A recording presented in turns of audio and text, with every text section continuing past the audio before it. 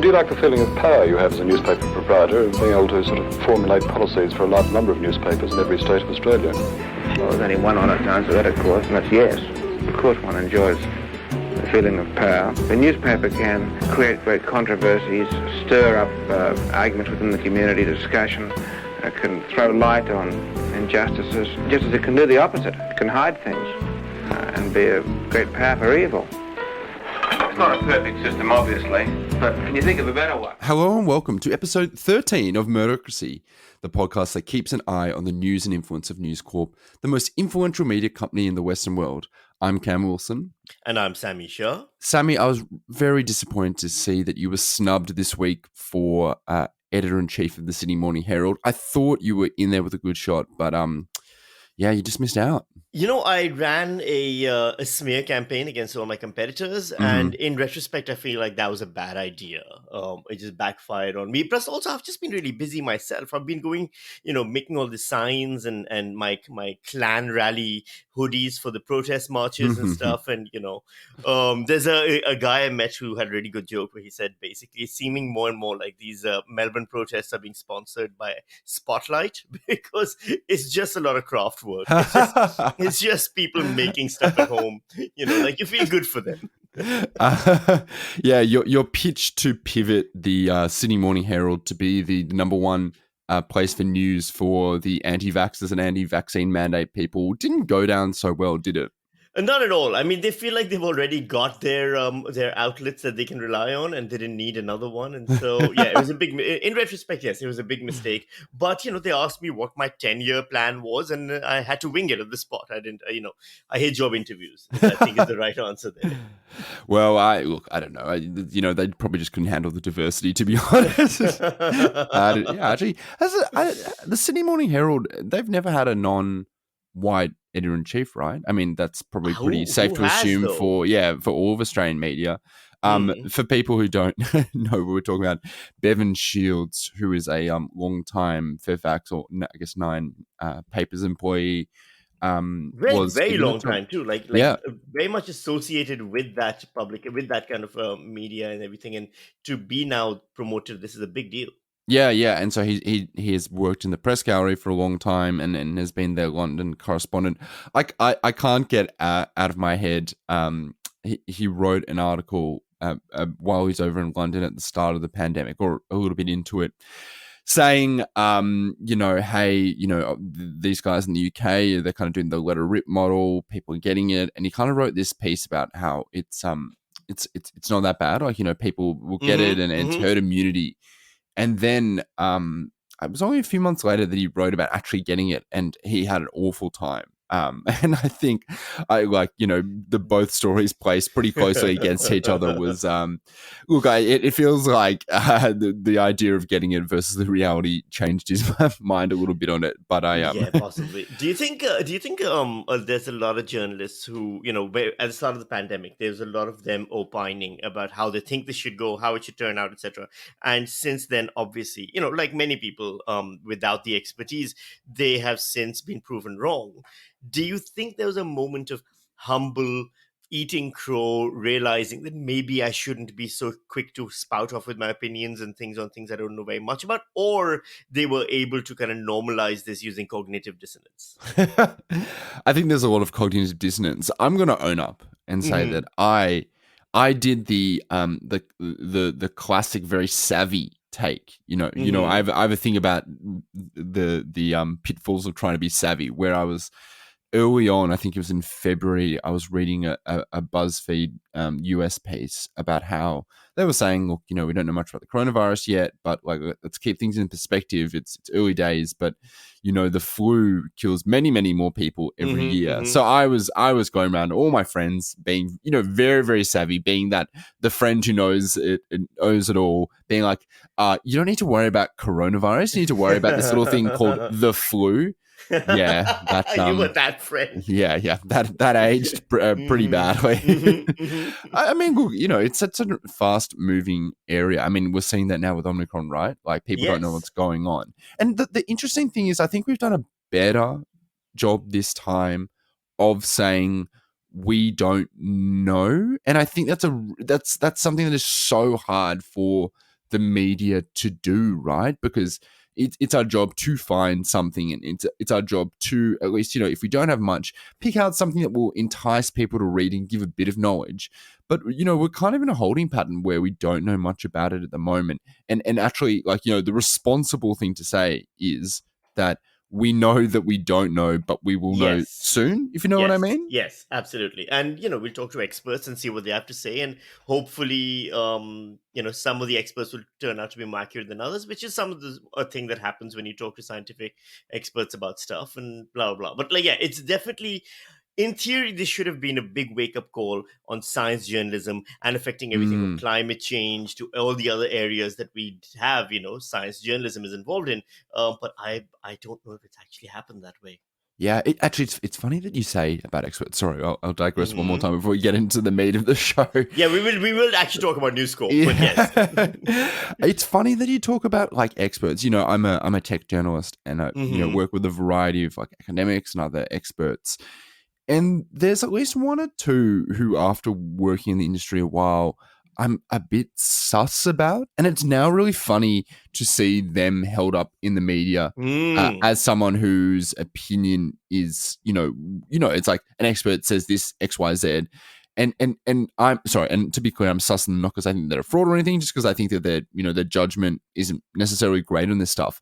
And so it is funny to see them held up in the way that someone who I'm like, I respect, and I think your opinion is you're quite prescient about this stuff, versus someone being like,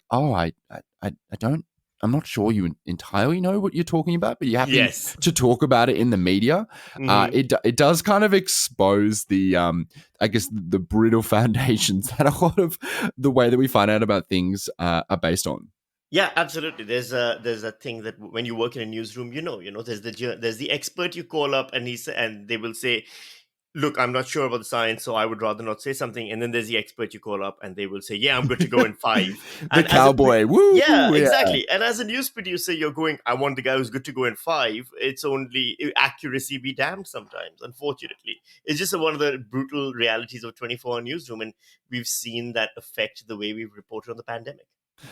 But that doesn't apply to this podcast because we've been not at all. We've been preparing day and night all week for this. This is the highlight of our week, and we're ready to go. And our experts are judiciously chosen using the age-old method of they answered the phone. Let's get them. So this week, speaking of, we will be chatting to Sally Rugg, who is the main organizer behind the push for the Murdoch Royal Commission. We've spoken to, obviously, former Prime Minister Kevin Rudd about it, who led or made the initial call for it, has been pushed behind it. The movement has now kind of picked up a bit of pace. Sally Rugg, who has been around in the Australian media scene and politics scene for a while, stepped up as the main organizer for it. So we will be chatting to her about it and kind of how it's progressing. Because I'm kind of interested to see, how it is kind of chugging along. Well, it's the one story that's been kind of consistently going on in the background since we started our podcast. And we've had, like you said, we spoke to Kevin Rudd. We've covered it ourselves in its more nascent stages. And now to find out, I guess, before the end of the year, at what stage it's reached and where the future of this entire campaign is going to go would be really interesting. Mm-hmm. So we'll be chatting to her in just a second. But now we'll get on to News Corp News of the Week. News Corp's national broadsheet is doing a big reshuffle. The Australian have moved a few people around, but perhaps the most interesting thing that I saw was the appointment of Louise Bryant as managing editor. The Sydney Morning Herald's Samantha Hutchinson and Stephen Brooke reported that on top of her experience being managing editor for Vogue, Vogue Living, and GQ Australia, she spent 4 years working as with a private individual (Sydney and LA). Now, Sammy, I'm putting you on the spot. This is part of her CV. This is part of her pitch. Do you have any idea who that might be? Private individual. Okay, so before I answer this, yes, is this the thing where you already know and I have to guess? Yes, yeah. Okay, she worked as a private assistant for someone who was on the CV as a private individual (Sydney and LA). Okay, Sydney and LA. I'm gonna go with either. Does Chris Hemsworth live in Sydney these days? Yeah, I've definitely seen him around actually. All right. Oh, really? Hang on. Wait, what? I literally saw him probably 6 or 8 weeks ago in Woollahra when I was going to How the is chicken that shop. not the first thing you bring up every time we do a podcast? Yeah. It's a little bit outside of our scope, but yes. So he has been in Sydney, I think, for shooting. It's not him. I'll give you a hint. It has something to do with the News Corp empire. Okay, I thought you were going to say with the MCU. With the News Corp empire. No, that's our other podcast. Right, yes. Sydney and LA. All right, News Corp empire, Sydney and LA. I'm going to go all the way to the top, and I'm going to say old mate Rupert himself. Very close. That was very good. I wouldn't have got this in a million years. Okay. It is. She worked for 4 years as the executive private assistant for Sarah Murdoch, wife of co-chairman and chief executive of Fox News Corp. Sorry, I didn't say that properly. Wife and co-chairman of chief executive Lachlan Murdoch. And so she has been at the very top. She did that, and then she was parachuted in. Oh, I shouldn't say parachuted. You know, she was held the roles that I mentioned before, which were working at GQ Australia, Vogue, and Vogue Australia, and now she's the managing editor. Now, the managing editor, my understanding, is not hugely editorial. It's mostly staffing. So that's I think something that we need to, for listeners who don't know the different roles within an organization like this. A managing editor doesn't really oversee editorial content very much at all. It's more dealing with sales teams than and like you said, HR stuff than anything else, right?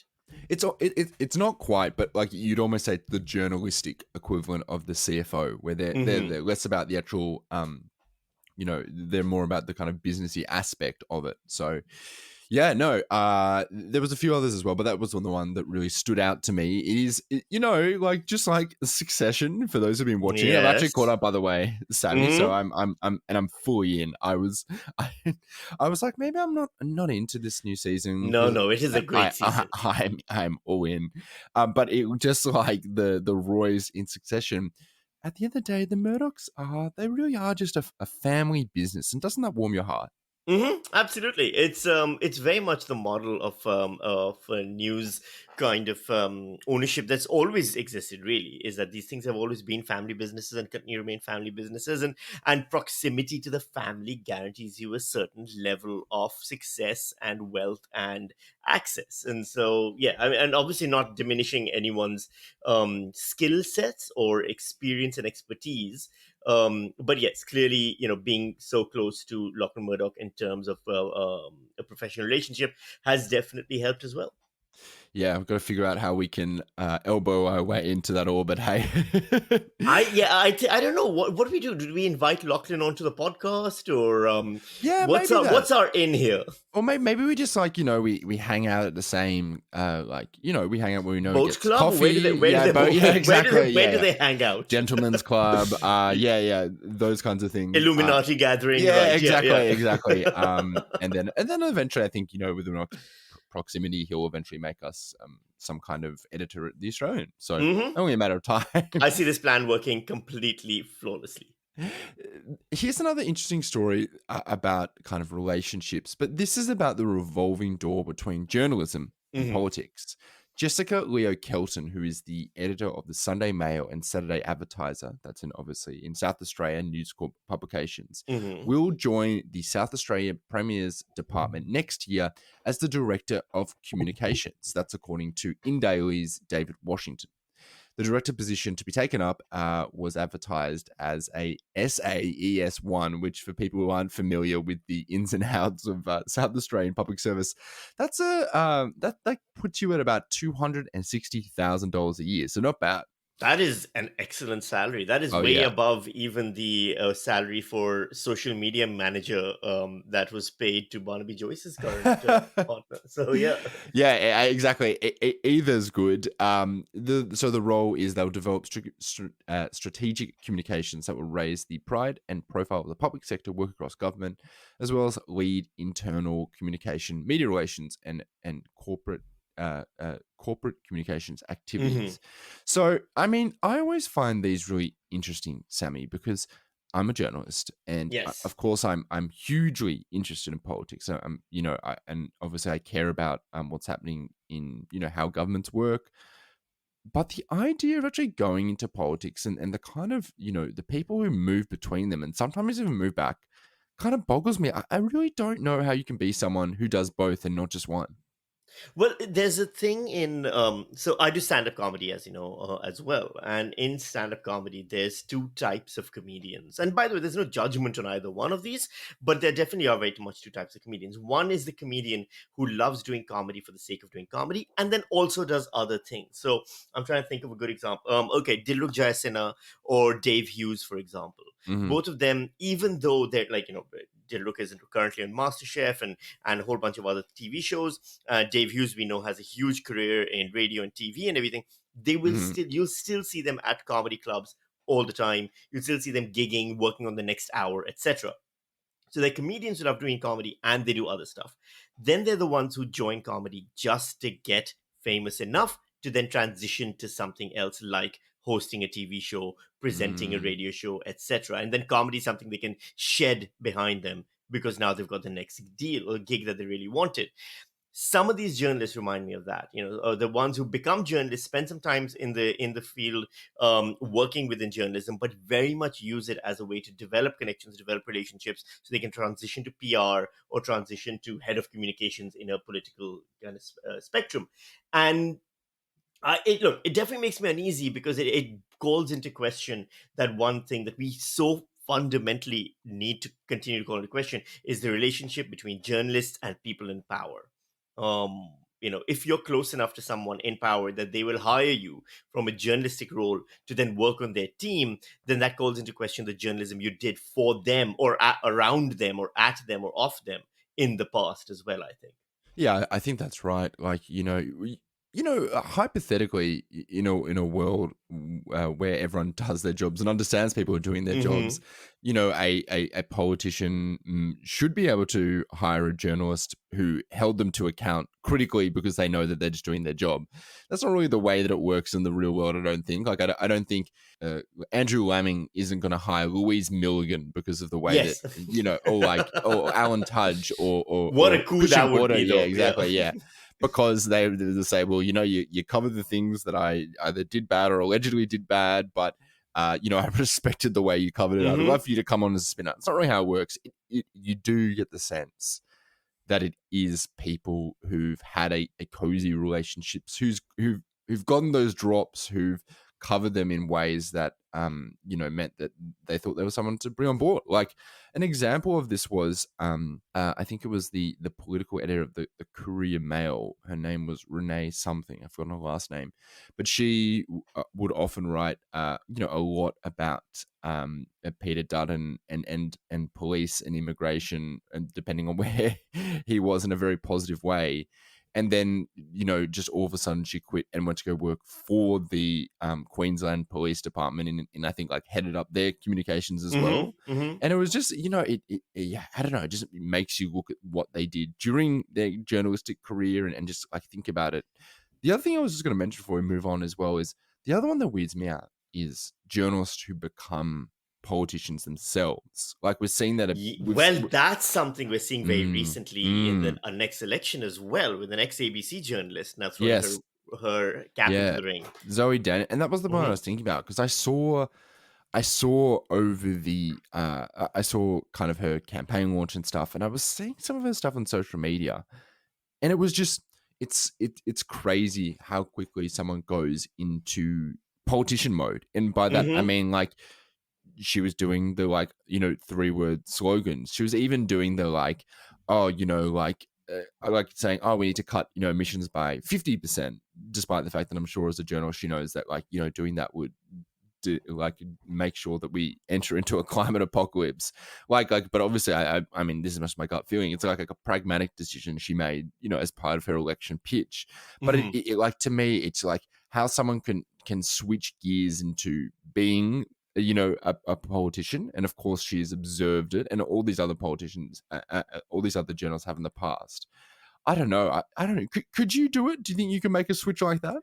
I mean, there's I don't. I'd never get into politics. That's for sure. You would never. No, I will not hold you to even. that. You can definitely hold me to that. The day I get into politics is the day you know that I have incurred a massive gambling debt that I need to pay off very, very quickly. And the only way in Australia to actually get rich quickly is through joining politics. So, no, there's no universe in which I would ever consider myself like debased enough to be a politician. But yes, it is. But look, you and I know so many journalists with ego levels that are equivalent to that of a politician. I think that's also kind of where this comes down to. A politician is usually someone who looks at the world and goes, I shall fix this and make a lot of money while doing it. And I think sometimes there are journalists who also have the same kind of approach to it. They usually tend to be, by the way, not terrible journalists, because it's a good skill to have as a journalist. And it's a good skill to, or good attitude to have as a journalist, a good attitude to have as a politician. I do, again, same thing. You worry about when they make this transition, those accusations that are always leveled against journalism about bias then become harder to dispute when, okay, it's a journalist who's been covering politics for years and then joins the Labour Party. You know, I believe Prue Goward was a high-profile journalist. She was with the ABC and everything. Didn't she get into politics as well? Yeah, so Sarah Henderson, who is a Liberal MP, and then I've forgotten who was the MP who took over from Maxine McHugh, who took over John Howard, booted him out of the 2007 election. Tony Abbott used to work for the Australian. That's true. George Christensen was a newspaperman. Yeah. Look, a lot of them have it, and I guess people who are fascinated with that stuff, decide they want to stop sitting on the sidelines and get into it. But I don't know. Me personally, I just I know you have to make concessions for being a politician. That's the truth, and I don't know that I could do that. Like I would feel dishonest, and I know that there are ways of being. I think you can probably do it without being dishonest, but you certainly have to make certain sacrifices. And I think be strategic, and I don't know if I have it in me. It just comes down to the press gallery situation, right? Where there are these journalists who work and live in Canberra, or the ones who report on political stuff, even on state levels, who have a proximity to power and then are so clearly enticed by that eventually they see themselves in the same positions of power, as opposed to having this really important role of reporting on the power. Oh, Sammy, you're making the case for Sami Shah 2022 federal parliament. I don't know. I think you should think about it. Which party would I be a member of, by the way? Yeah, I think that's also part of it. You'd be independent with an incredible grassroots I don't support. know. Shooters and Fishers has always had a campaign that I've enjoyed watching from afar. I like shooting things. I like eating fish. Yeah, exactly. And finally, Australia's own Miranda Devine has just released a book about Hunter Biden in the US, and it is a big hit. Devine, who goes on Fox News all the time, still writes columns that are published in the Daily Telegraph here, published a book, and the name and the cover are great. I wish I could show you the cover, but you can probably get a bit of a feel for it from the name. It's called Laptop from Hell. Yeah. And it's #1 on Amazon. Here's the blurb. When a drug-addled Hunter Biden abandoned his waterlogged computer at a Mac repair shop in Delaware in the spring of 2019, just 6 days before his father announced his candidacy for the US presidency, it became a ticking time bomb in the shadows of the Joe Biden campaign. Sammy, I can already feel through my headphones the anticipation. You're just about to go pick it up, aren't you? I mean, I'm going to buy the audiobook. I'm going to buy the paperback. I'm going to get the hardcover. I'm going to get them autographed. I mean, how could you not, right? I mean, just the cover alone, it looks like do you know those Chuck Tingle books? Yes. It looks like a Chuck Tingle book. Chuck Tingle does those kinds of they kind of like knock off erotic fiction. Yes, they're basically like Amazon self-published knockoff erotic fiction by this man named Chuck Tingle, which is a pseudonym, and they hilariously, on purpose, have ridiculous titles like let me see if I can find one. There we go. Pounded in the butt by my book. It's everything is pounded in the butt by or something like that, and so this definitely seems like pounded in the butt by Hunter Biden's laptop. Yeah. I've got some here. So there's a shocking executive boner.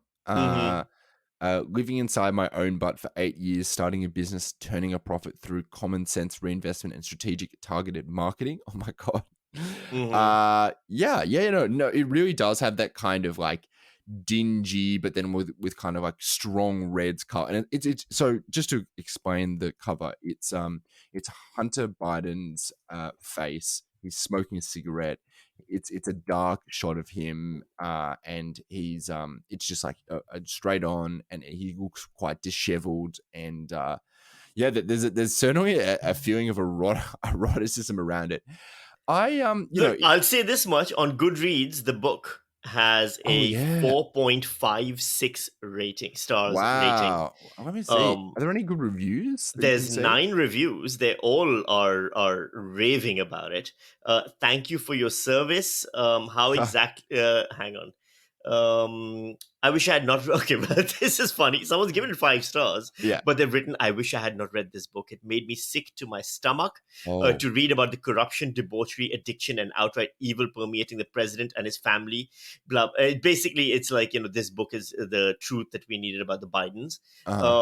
Great book. Everyone should read it. Shows need for term limits and stronger ethics laws. Well, that's a good positive outcome. Actually, can't disagree with that. I might pick this up now. Here's one from Shannon Zagar on Amazon. She gave it 5 stars. The name of the review is Sewer Rats. And she wrote, "Oh my gosh," a lot of ellipses, or a lot of full stops. "True evil walks this earth. Extremely well written. Wow." 190 people found that helpful. And here's another one from Amanda Chevalier. And the title is called "Thank You, Miranda. Finally, the truth comes out. And then, if Miranda can research, write, and publish this book in a year, what is our DOJ, FOI, and CIA excuses?"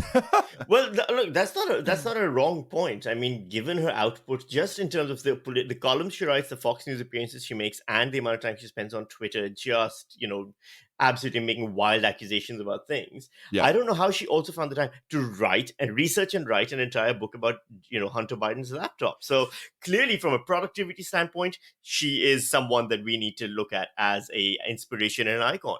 Absolutely. Maybe her next book should be, Miranda's guide to productivity. That's not a bad idea. Her and Sherry Moxon can do a joint edition. Maybe that's the sequel, Laptop from Heaven. Sally Rugg is the National Director of Australians for Murdoch Royal Commission. It's an organization, a not-for-profit organization that is co-chaired by former Prime Minister Kevin Rudd, who we've spoken to previously on the podcast about this as well. Thank you so much for speaking with us, Sally. Thank you so much for having me on. And thanks for making this podcast. I think it's so cool. Obviously, it's like right in the center of my sort of Venn diagram of interest. Of course. I've been really enjoying it. Thank you for making it. No, it's I can't take any credit. It was entirely Cam's idea, and he asked me to be along for the ride, which I'm enjoying thoroughly. But that is the Cam's idea as well, which was the News Corp is an organization that has this really large, some argue outsized, but definitely large presence in Australia, politically, culturally, socially, economically, all of these things. And we just want to do kind of a deep dive into that. But that seems to be, our interest and your interest and the reasons for your interest seem to overlap in that regard. But you're taking it to a slightly different level. How is the campaign going now? Yeah, you're so right. Like similar interests, definitely different objectives. I think it's fair to say, the podcast and the campaign. The campaign is going really well. As you just sort of mentioned, explaining the purpose of the podcast about Murdoch's News Corporation in Australia and how it's like very large, some might say too large. And that's the rub, right? Mm-hmm. Like it is large, it is very large, and it's also extremely unusual. Like it's not normal to have a media company as large and as dominant as Murdoch's News Corporation, having such a huge stake in the news media market. Like, you don't see this overseas. You don't see this in comparable democracies, whatever that might mean.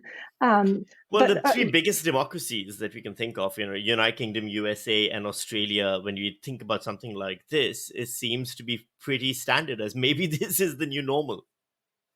Standard? How do you mean? I mean, all three seem to have a very large Murdoch empire presence. Oh, for sure. I mean, like, yes and no, right? Like, the UK has done some like really interesting, I think, and like important reforms to their news media market over the last couple of years, and particularly since 2012, when there was this huge inquiry into Murdoch's tabloid papers, News of the World, and the sort of whole, the whole Murdoch empire over in the UK. So the UK is kind of, I would say, a few years ahead of Australia in terms of strengthening protections for, the public who consume the news. And the US is an interesting one because, Fox News in particular is an extremely loud voice, like or set of voices. However, in the US, it's not the same sort of saturation of the market. Whereas here in Australia, we have the third most concentrated media market in the world. And so I think it is very fair to say that the Murdoch media that we have in Australia isn't quite as extreme as Fox News in America. I think that's fair. And I think it's fair to say that the tabloids in Australia aren't as extreme as the tabloids in the UK, for instance. However, but arguably we are hurtling down the path of Fox News with Murdoch Sky Television here in Australia. But I'll put a pin in that and come back to that later. But what is unique here in Australia is the saturation of Murdoch news. And so, like, there's all sorts of different sort of numbers because you can cut it different ways. You can talk about ownership, you can talk about circulation, you can talk about readership and viewership. Like, there's sort of different ways you can measure the saturation and dominance. But the reality is that if someone lives in regional Queensland, for instance, their only news is sort of like a local paper that has now been moved online, and that's brought up by Lachlan Murdoch, has now been moved online. And so if you're sort of trying to access the local paper in Mackay, you're also getting served up stories from the Courier Mail and also stories that have been recycled from Sky Television. And so it's just this, it's a level of saturation that's very unique to Australia. And we think like really dangerous. We don't think that there should be such a, so little diversity of news and information. So one of the things when you had been announced as in your role with Australians for Murdoch Royal Commission as a national director, there was a response right away from Andrew Bolt on his TV show, and he read out stuff from the press release and everything. In his defense was, and I'll quote directly, the words were, "There is no Murdoch media monopoly. In fact, the media is more diverse than ever." And if I can kind of summarize the point, I think that, if I may be so bold, he's trying to make is that, look, there's the ABC, there's the Guardian, there's the Age, there's all these organizations which are the leftist news media, and we need the Murdoch empire or the News Corp news media to provide the right side of the politics balance, and therefore this is a balanced news media, not a monopoly news media. How do you respond to that? Yeah, I mean, well, there's a few things in that. Like the first point I'll make is that our campaign, is not seeking to get rid of News Corp. Absolutely not. Which isn't even possible, realistically speaking, given the size of the empire, right? Yeah, it's not possible, and it would not be good for democracy.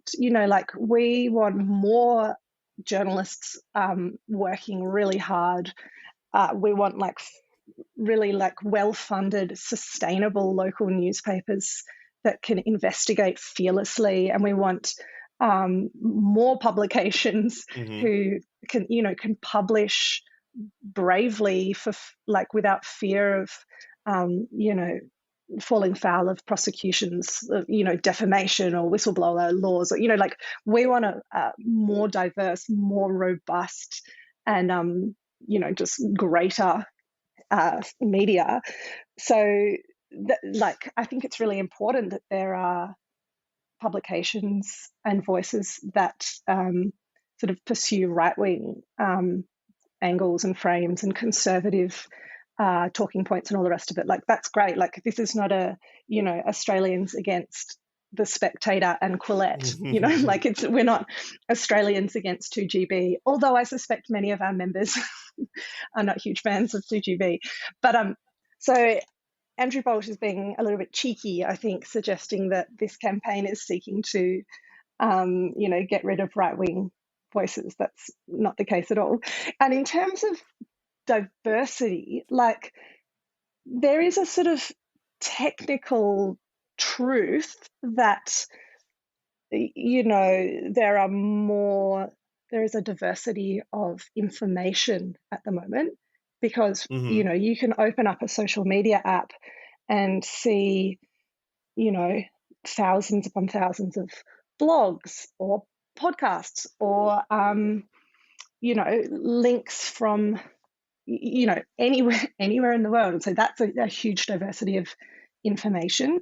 And in terms of the Australian, what Australians consume as news, there's The Guardian and the ABC, which is really great. Speaking of online, people in Australia read the BBC.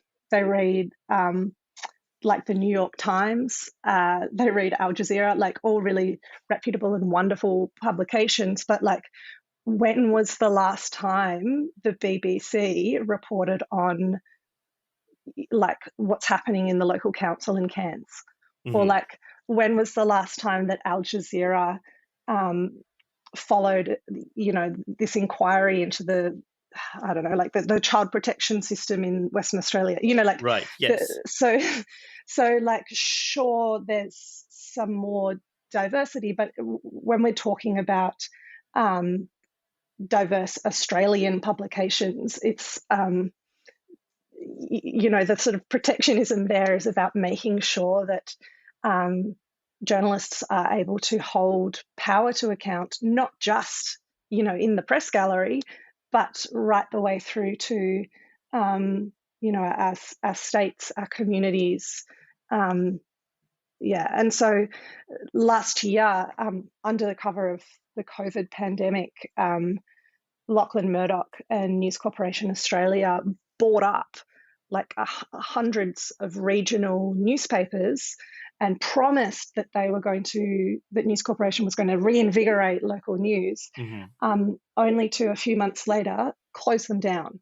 So we lost 112 regional titles, regional publications, some that had been, publishing to their local communities or their, areas. They weren't all sort of teeny tiny papers. These are big papers, some of whom that have been in operation for decades. And these,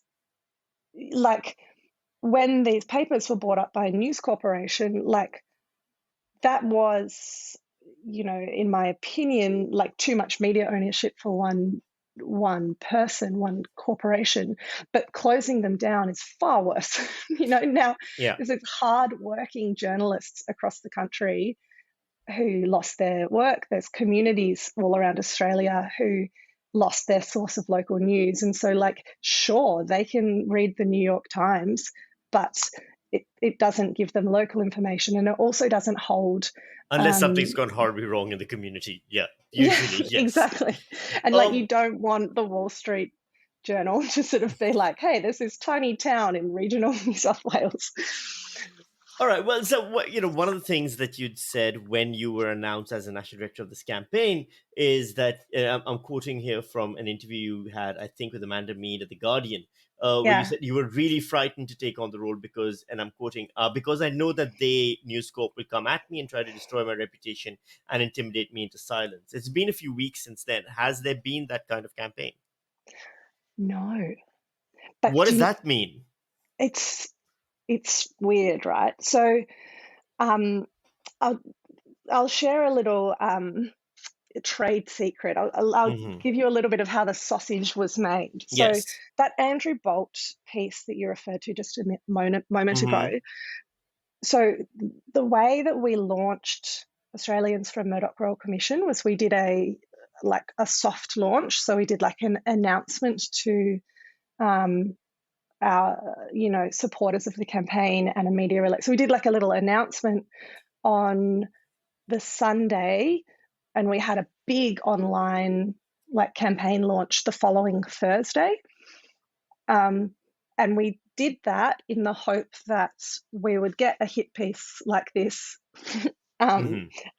that would essentially, we were hoping that news all corporations, coverage is good coverage. Yeah, that they would announce the campaign for us. And it worked a treat.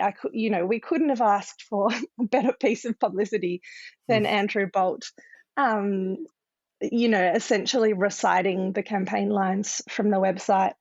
So I'm not trying to be too inviting of attacks here, but that. So that was exactly what we wanted. That was really good.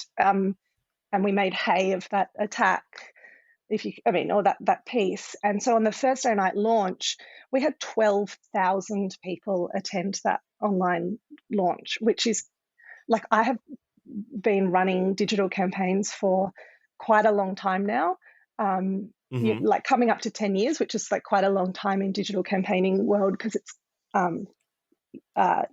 people get burnt out. You were instrumental in running the Yes Vote campaign. Well, I worked on the marriage equality campaign for about 5 years, and So you've seen, as my point being, you've seen how this goes, how it runs. You've had time in the trenches. Yeah, that's right. I've done this for quite a while now. Zoom can host up to 1,000 people before you have to buy a really expensive one. And I was like, I don't know. I don't know if we're going to get more than 1,000. Fortunately, we borrowed someone else's big Zoom thing, which is very fortunate. But anyway, the point is that Bolt attack, we were very pleased with that. And I fully anticipated non-stop attacks. And that was my assumption. And also I'll add, every other friend and family member I spoke to, ranging from, people who work in the press gallery or, former Murdoch journalists or, people who are very close to this world, political staffers, right the way through to my sister, who is sort of politically engaged, but it's not working in the a civilian, right? Yeah, the civilians, right? And every single one of them, their first reaction was fear for me. There was no oh my gosh, how exciting, or wow, congratulations. It was just fear and are you sure you want to do this? Because they will try to destroy your life. And it was something I weighed up a lot.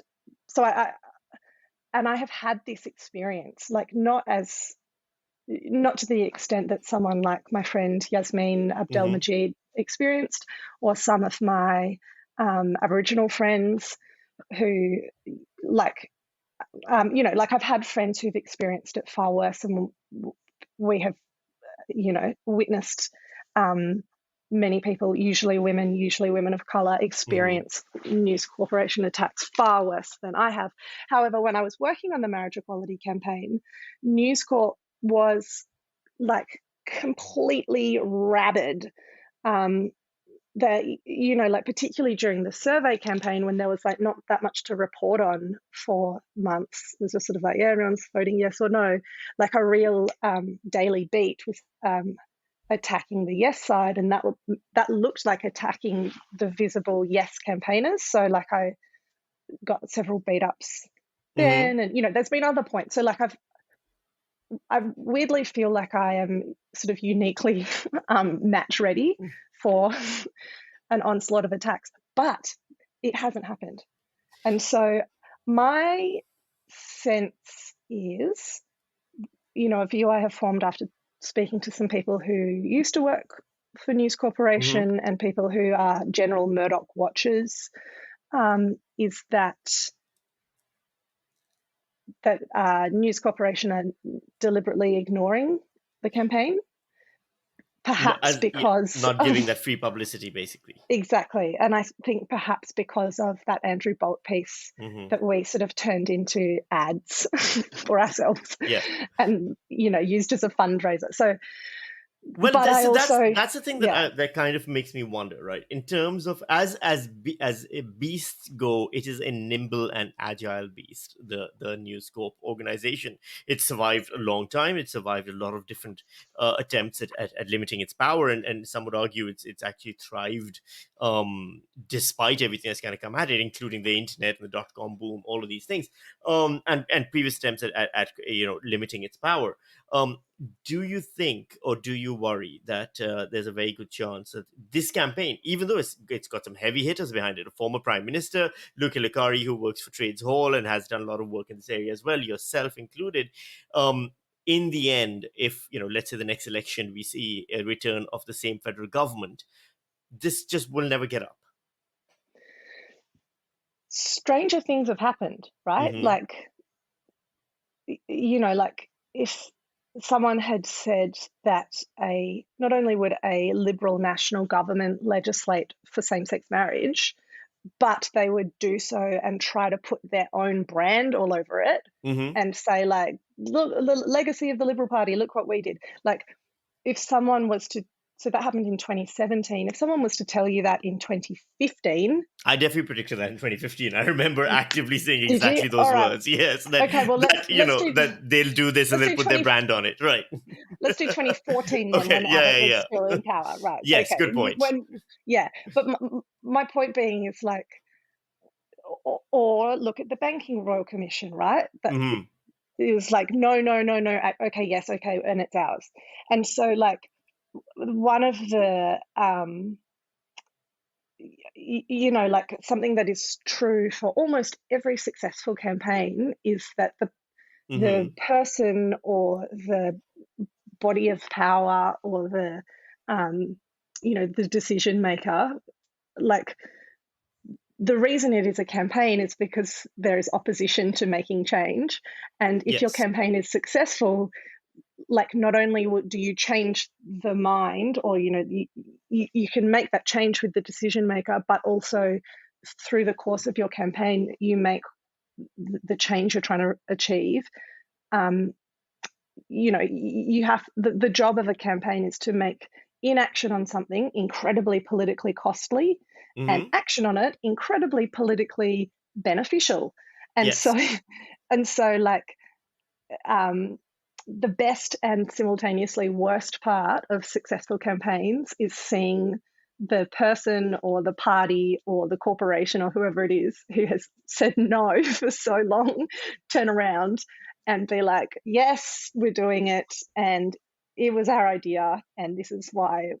You know, so basically, like at the moment, like I could not imagine Prime Minister Scott Morrison calling a Royal Commission into media diversity, you know, this week. But like I said, like stranger things have happened, and I think if there is one thing that you know, if there's an observation that one could make about Prime Minister Scott Morrison, is that he will he, like many other politicians, will do something if it's popular. Yes. Like he doesn't, apart from sort of like being able to expel gay and transgender kids from school, like apart from that, he doesn't really seem to have a lot of dyed in the wool convictions. So yeah, and like an example I'll give is in this final week of Parliament, the responses that Morrison has given to the Kate Jenkins review into sort of workplace harassment and bullying and sexism, and also the recent allegations made against Education Minister Alan Tudge of emotional abuse by a former staff member. Like the way that Prime Minister Morrison has responded to those two, those two things in this final week of the Parliament is profoundly different than the way he responded to similar things this time a year ago, or even just a few months ago. Even just a few months ago. And so, like, I don't think that Scott Morrison, like, personally, in my opinion, I don't think that Scott Morrison is suddenly a feminist. What I do think is that he and his government have realised that it is politically costly to not take issues of sexual harassment and violence against women seriously, and there is political benefit in showing respect to women and believing allegations made against government ministers. And like, who cares what the motivation is? Like, if they think there's votes in this and they want to do it, good. And so I have to be relentlessly optimistic, because that's what being a campaigner is, right? Yes. Like it's being like, good point. That's a very important trait. Yes. Yeah. Like, sure, it doesn't look like this could happen right now, but like in 1997, homosexuality was still illegal. It was still criminal in parts of Australia, right? Like Tasmania was the final state to decriminalise homosexuality in 1997. In 2007, that was the year, that was the first poll that showed majority support for same-sex marriage at 51%. And then 2017, so this is 10 years, 2017, the Federal Marriage Act is amended so gay people can get married. Like, so, like, I use that example. So that's a 20-year period. And of course, like, LGBT rights, those movements have been, live and working since sort of the 60s, 70s in earnest. But my point being is, like, it can feel like something is never, ever going to happen. But actually, when you stop and look back on how far you've come, or if you've won a campaign and you sort of zoom out a bit, it's like, oh my God, I never thought that could have happened.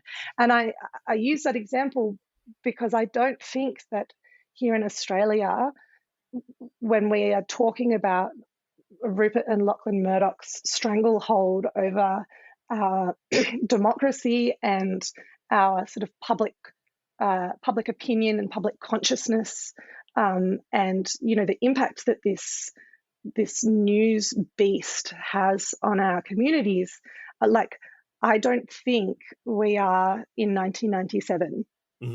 Like, I don't think we are at 2007 with 50% plus one in the polls. Like, I think we are much closer than it might feel. And just because Rupert Murdoch and now his son Lachlan, have been these incredibly powerful figures, and that News Corporation has held extraordinary power for this long, it doesn't mean that that's going to be like that forever. And I think we're closer to seeing some really big change than you might think. So, Sally, if people want to get involved in the campaign itself, want to learn more about it, you've got, I know you've got even an entire charter that you've got created for the campaign.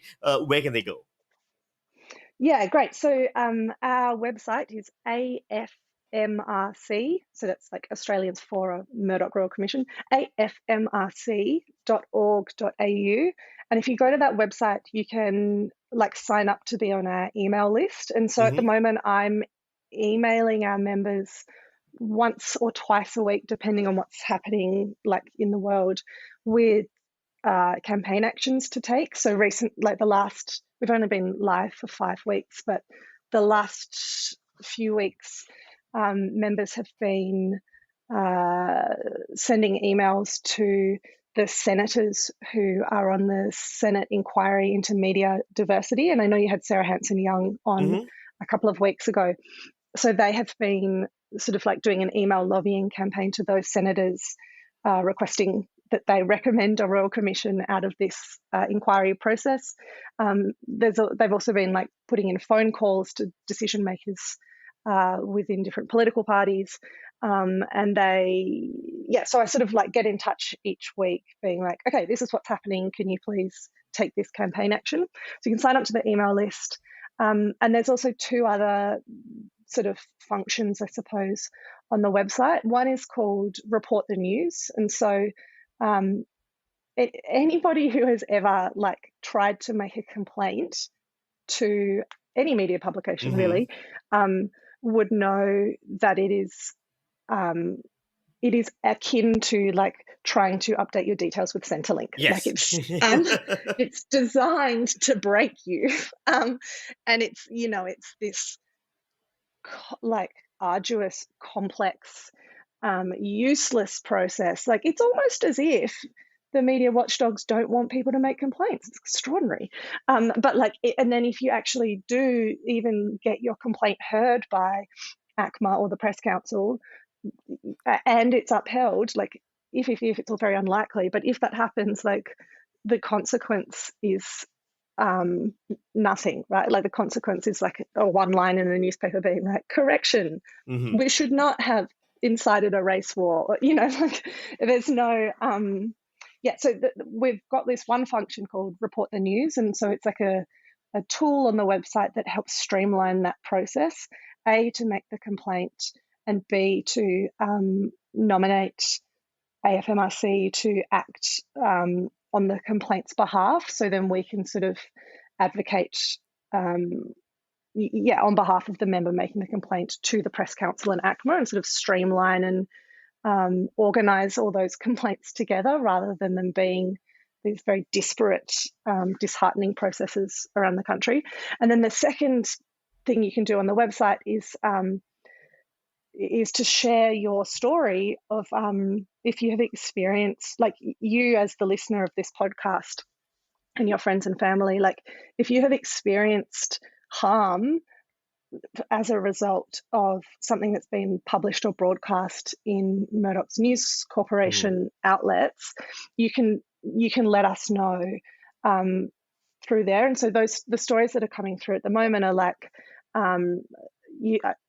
like a woman who got off a plane in Sydney Airport the day that the Daily Telegraph had the front page saying, China kids, stay home, and this big sort of China virus with the coronavirus, like awful racist stuff.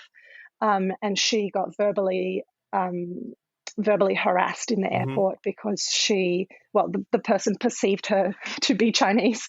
And so, we've got a really, several really compelling stories of people who have watched family members become completely absorbed in the disinformation around vaccines and coronavirus treatment coming through Sky News. And so it's basically like what we're trying to do, what the campaign is trying to do there is to collect these personal stories to move the conversation around Murdoch's News Corp monopoly away from like which paper prefers which premier, which is very important, but like the impacts we believe of the Murdochs treating the news as sort of like their cowboy, just like treating it as if they're like their their Dear Diary blog posts of whatever their opinion might be. It's so much greater than bullying leaders of political parties, and the harm, we believe, extends right through to like the grassroots of the community. So we're collecting these stories, to shift the public conversation around why it's really important that we sort of regulate for greater media diversity in Australia, and also to make a case for a Royal Commission. Like, these are the types of stories we think should be front and centre at a Royal Commission. Like, we previous Royal Commissions that have been, very successful, have heard stories, for instance, of like survivors of child sexual abuse within institutions, or the Aged Care Royal Commission. You're hearing from bereaved family members. It's like the stories of actual ordinary people who rely on the news as a source of information so that they can, form opinions about how to live their lives. It's those stories that we want to make sure are told, because at the moment, News Corp can say whatever they want in a paper, and ordinary people have no right of reply if they've been bullied, or if they've had a family member affected by misinformation, or if their business has been, vilified, all the rest of it. So that's afmrc.org.au. That's right. And if folks would like to sign up to sling us a few dollars every month, that would be incredible. It's a huge job, and we're entirely funded by monthly contributions. So we'd appreciate that too. Thank you so much, Sally. Thank you. That was Sally Rugg, who is the National Director of Australians for a Murdoch Royal Commission, and you can find them on Twitter, Facebook, and all over the place if you're interested in being involved in the campaign. Thank you so much for listening. If you haven't already subscribed, you can find us on Apple Podcasts, Google Podcasts, Spotify, or just about everywhere else you get your podcasts. Also, don't forget to join our Facebook group, which is Facebook at Murdocracy Podcast, where there's lots of people keeping an eye on News Corp and posting really cool, fun stuff and having good conversations around it. And we have a Patreon. How's the Patreon going, Cam? It's going well. I mean, maybe we should have a chat about doing some little special things for the people who are subscribing to us. Right now, it's just people who are just saying, hey, we're supporting what you do. Maybe I'll cook up something over the next week. We should do something special for them. But it does mean a lot for us. We love doing this, but, just a little cost here and there that makes it easier for us. So thank you to all our Patreons for their support. Absolutely. Thank you so much. Thank you to Natalie Sekulovska, who is our producer, Kevin McLeod for the theme music, the APC for the recordings from the archive, Ruby Innes for our artwork, and of course, as